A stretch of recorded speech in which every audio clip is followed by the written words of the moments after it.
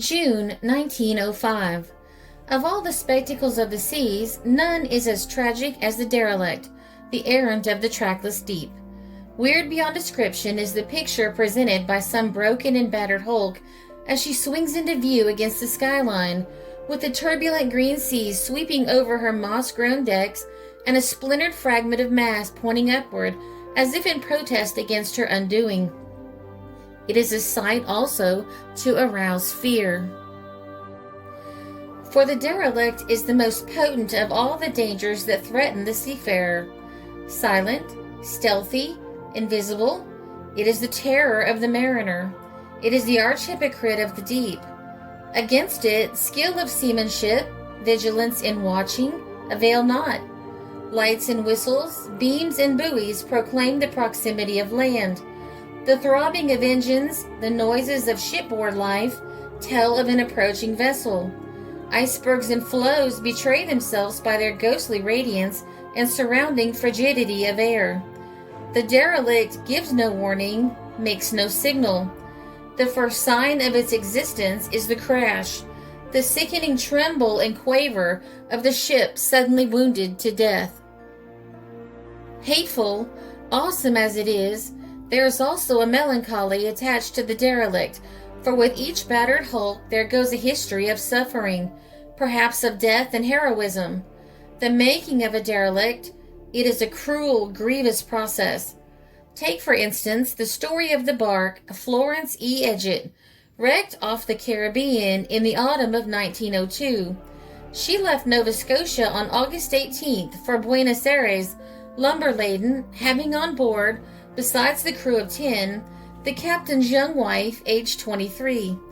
On September 17th, a hurricane arose, whipping the 3 spars out of the ship and leaving only jagged stumps upstanding.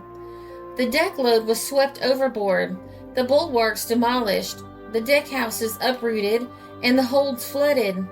The straining of the cargo within, the battering of the wreckage without, and the force of the sea and the wind made her leak like a basket. While the gale raged, all hands were lashed to the broken masts. When it abated, they sought shelter below. But she was nearly full of water, cabin and forecastle awash, and most of the provisions spoiled. Yet for 4 long weeks these 11 humans stuck to her, hoping for rescue. Jury masts were rigged to work her toward land. Distress signals were shown by day and flares burnt by night, but no ship came along. Gradually her stock of food grew lower, until only bread and water remained, and it became a question of either abandoning her while there was a chance of reaching land, or of remaining to face starvation with its horrible concomitants.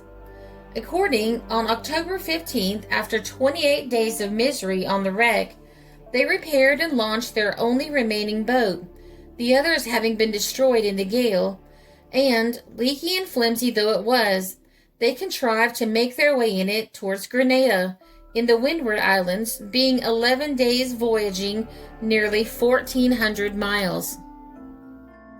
Their sufferings in the boat were almost indescribable.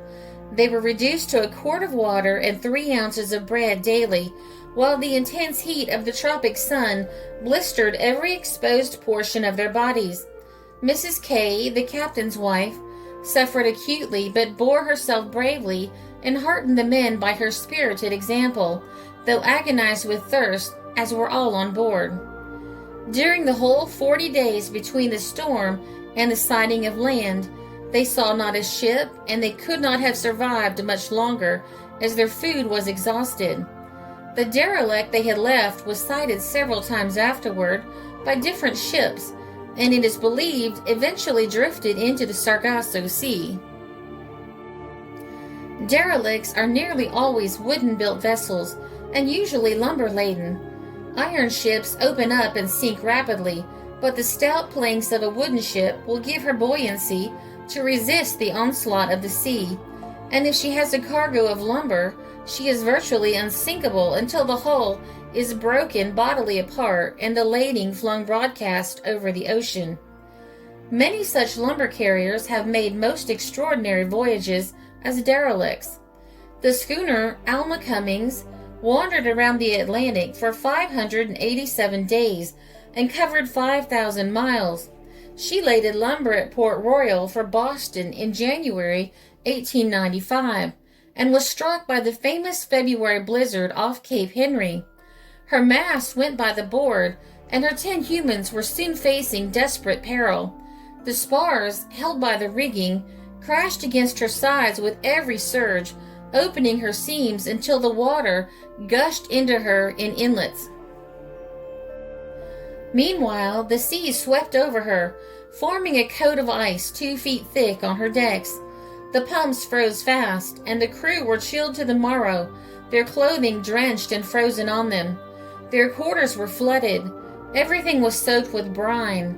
There was not even one dry match aboard with which to start a fire. The waves partly submerged her, while the men, lashed to the stanchions and masts, waited for death from water or cold. After the storm had spent its fury, all other expedients failing, a rifle was fired into a can of kerosene oil in the cabin, and a blaze thus kindled, which, after a brief battle to prevent its spreading all over the ship, was husbanded like a sacred flame and gave the heat necessary to cook food and fight the killing frost. For 5 days the men endured the misery of existence on this crazy hulk, and then, the sea having gone down, proceeded to abandon her and make for land. But just as they had provisioned the lifeboat, a sea struck and destroyed it, cutting off the only chance of escape by their own efforts. 2 days later, the British steamer Queensmore sighted her and rescued them, 100 miles off the New Jersey coast. 5 ships subsequently reported the derelict drifting across the Atlantic, and then, after some months, she was descried near the equator, burning to the water's edge, having been fired by crews that had boarded her and thus had tried to rid navigation of her menace. But the fire would not reach below the sea. Her decks were too wet to burn, and her timber cargo upbore her. The charred stumps of her mast remained, the bowsprit and part of the forecastle showed up out of the water, and her hull was encrusted with barnacles. Then, for another long period, she was unreported, and at last on September 21st, 1896, grounded near Colon, where the Panama Indians broke her up. The record of the American schooner Fannie E. Walston is still more wonderful. She was adrift 4 years and traveled 9,115 miles. She was abandoned on October 15, 1891, off Cape Hatteras, and drifted north with the Gulf Stream. A gale, however, drove her southward, and she trailed into the Sargasso Sea, where she is supposed to have remained more than 2 years, as she was unreported for 850 days. Then she was sighted again off Florida and pursued an erratic course northward, describing 2 great circles off the Virginia coast, and coming within sight again, 2 miles off the New Jersey shore, where it is supposed she went to pieces, as she was never heard of again.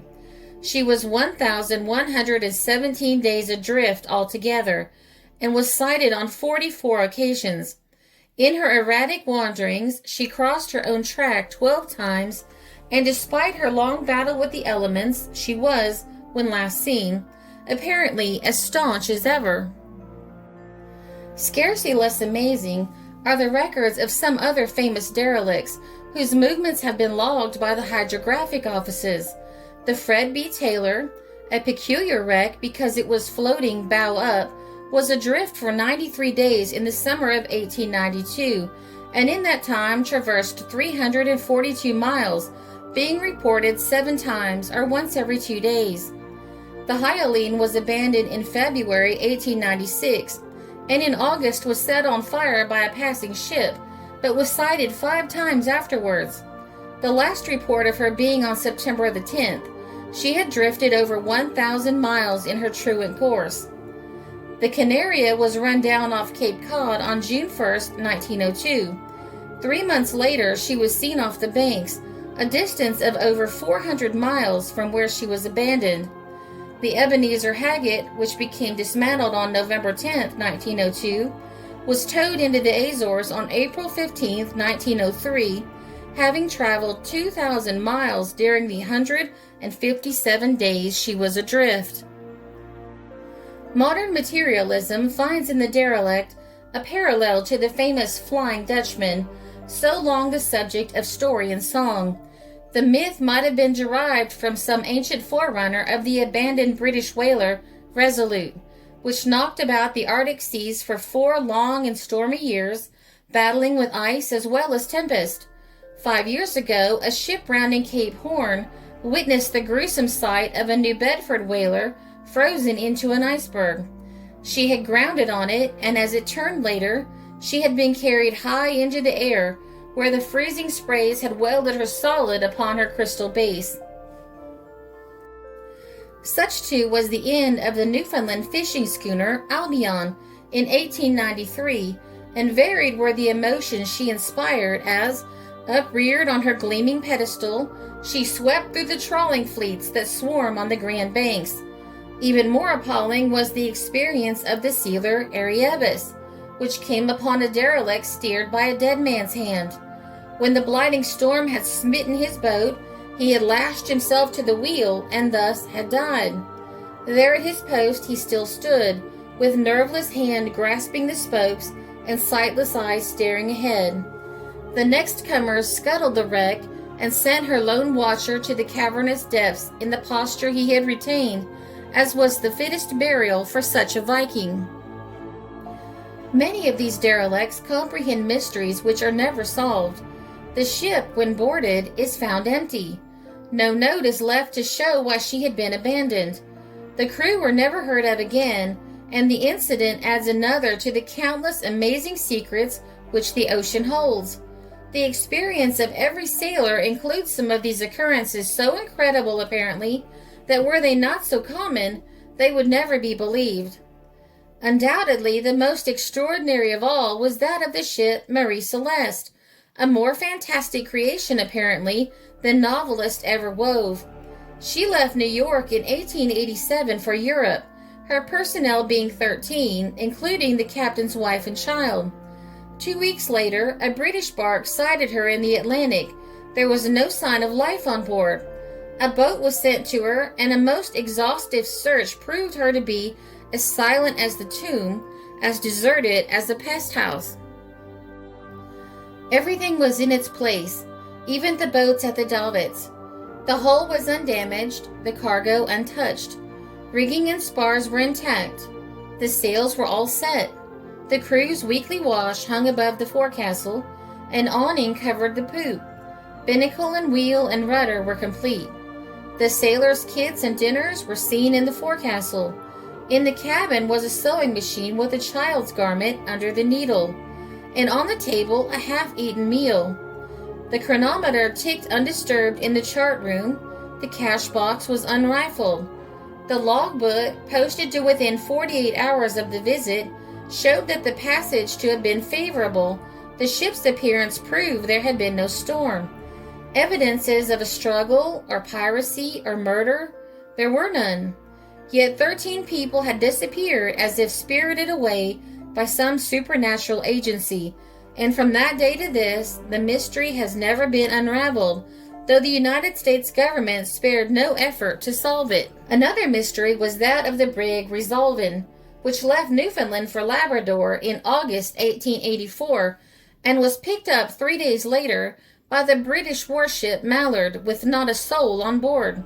She had sails set, sidelights burning, and galley fire ablaze. Fore and aft, all was in order. A bag of gold to buy a cargo of herring lying untouched in a locker. The warship towed her in while all awaited tidings of the 11 men who had crewed her.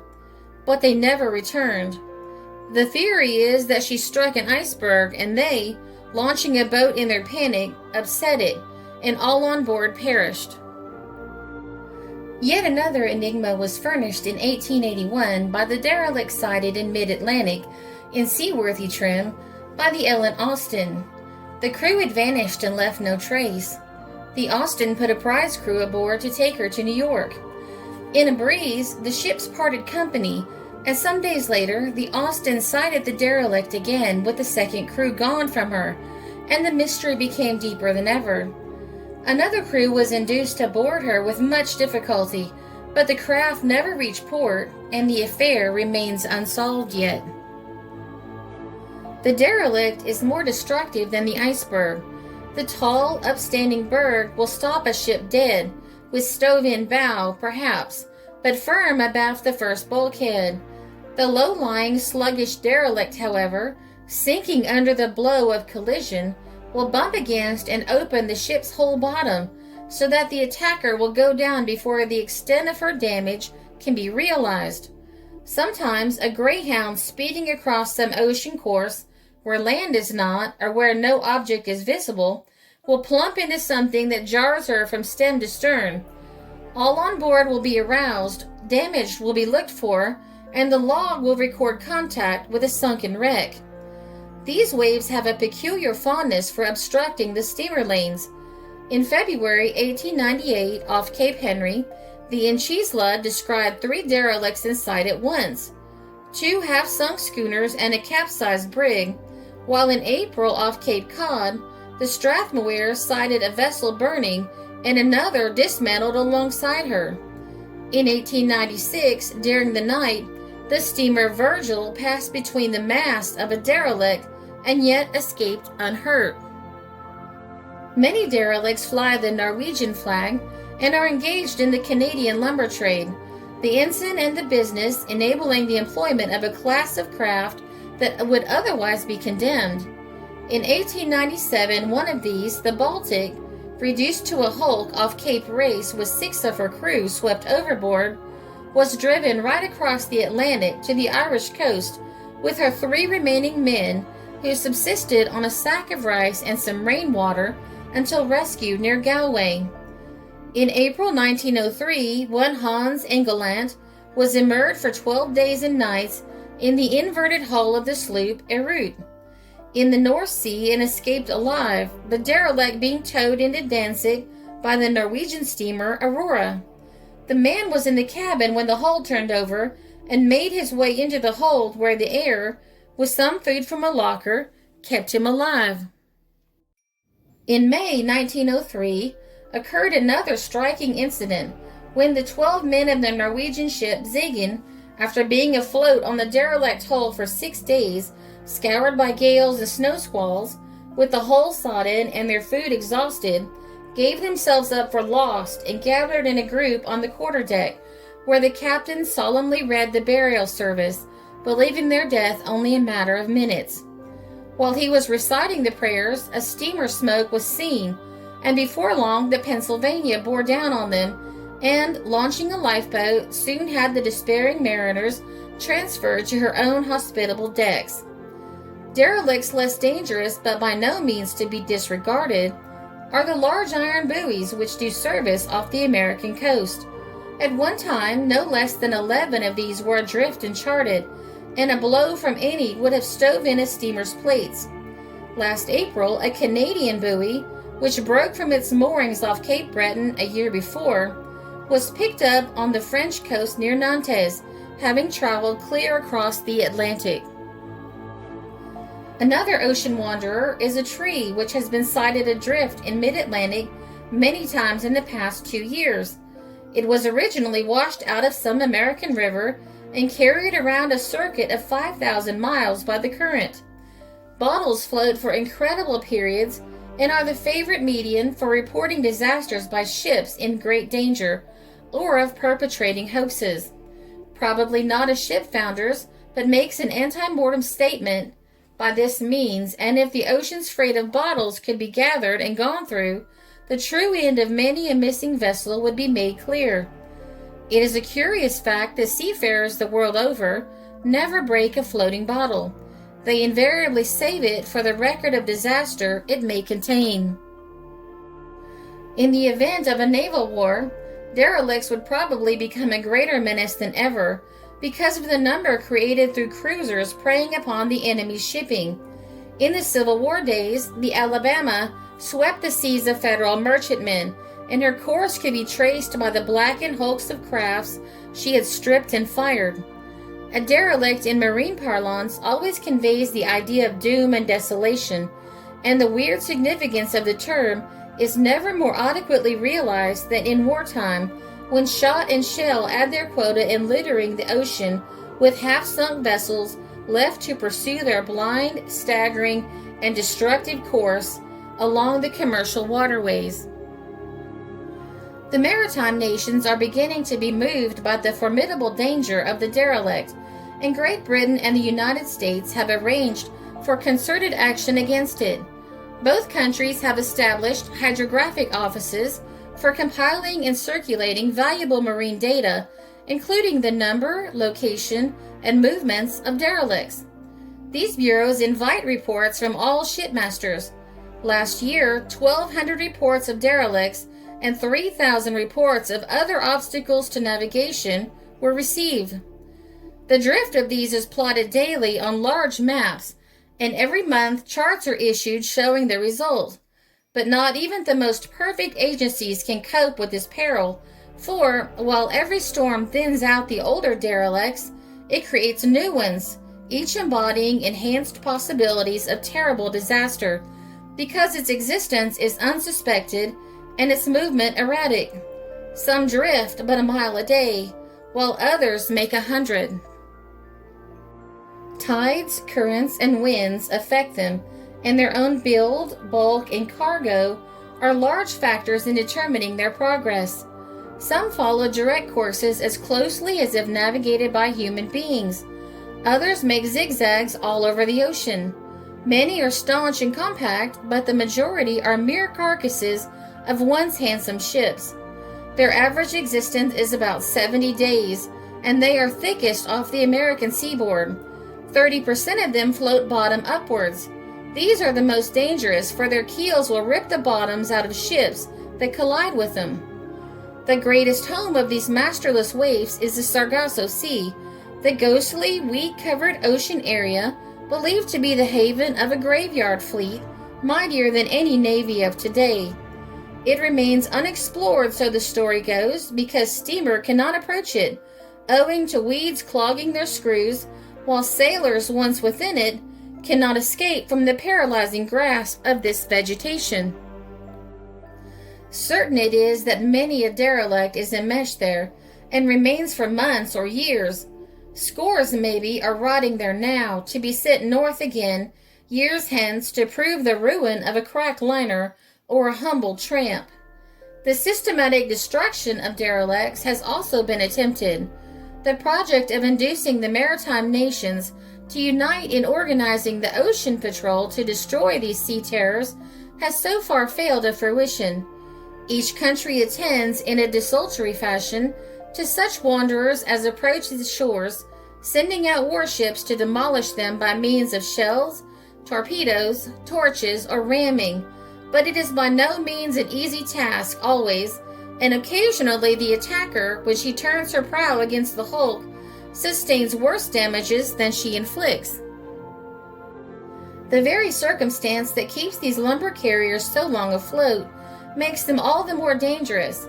The deals they carry form a dead weight, sluggish and unmoving, that is death to the ship running against it. Therefore, it is a dubious venture for a warship to ram one. The U.S. cruiser Atlanta tried the experiment in 1895 with disastrous results to herself. She sighted a derelict, the British schooner Goldenrod, bottom up near the New South Shoal, and warship captains, having orders to destroy these ghouls, opened fire on her. The craft showed her after, keel clear of the water, the rudder elevated some 10 feet above the surface. 37 shots were fired. Nearly all passed through the hulk, only 4 exploding within, and, as she still showed no sign of sinking, ramming was resorted to. The first blow cut off her stern. The second sheared away another section of her. The third caught her amidships, and she stuck fast, and rode on the ram some distance. The fourth split her in twain, and the fifth stripped off her underbody when her cargo of empty barrels was dispersed about the ocean. The work, however, especially the third ramming forward, strained the cruiser's prow so as to force her to dock upon reaching port. Nor have British gunboats fared much better. The Melampus met a similar experience near the Irish coast in 1899, and trials of ramming hulks ordered by the Admiralty elicited such results as justified taking other means in the future to destroy derelicts. Alternatives are not easy. The stowage of their cargoes forbids scuttling the wanderers. The use of projectiles is ineffective, as splintered wood will serve as well to upbear a hull as broken planks. If set on fire, the fabric will only burn to the sodden timber of the deck, leaving her a worse menace than ever, because her spars and top gear will be gone, and she will float almost level with the water. Torpedoes are more effective, and if used judiciously, will dismember the obstruction in time. The U.S. cruiser Pensacola some years ago encountered a derelict while crossing the Atlantic, and attempted to destroy her by torpedoes. 3 were exploded under the hull, with the effect of tearing away a portion of her bottom and shattering her top hamper, allowing part of her lumber cargo to float out. She was never heard of again, and the belief is that she went to pieces in the next gale. It is proposed by the British Admiralty to make Cape Race a base for the operations of a specially equipped gunboat to hunt down derelicts, and the United States will probably establish a similar base at Nantucket. From these 2 centers could be waged successful war against most of the vagrants, leaving the remainder to be dealt with by the European countries concerned. The derelicts are constantly drifting aimlessly across the tracks of the liners, and everyone carries with it the possibilities of a terrible disaster. Appalling must be the conditions that prevail on a crowded steamer when she strikes a derelict, and the frenzied assemblage, swarming to the deck, sees nothing which affords even a prospect of escape. If she splits herself against some coastline, the cliffs will ensure safety for many, unless the weather is too bad for a landing to be made. Or, if ships collide, it is rarely that one will not float, and rescue some at least of the humans on the other. But when a derelict is rammed and inflicts fatal injuries upon her assailant, hope of safety there is none, except through the boats. And this is a rotten read, as the experience of a score of terrible sea dramas attests.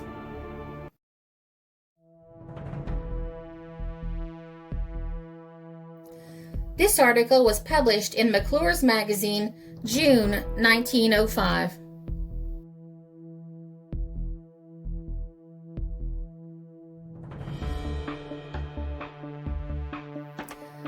This is a Country Road production, because history is fascinating.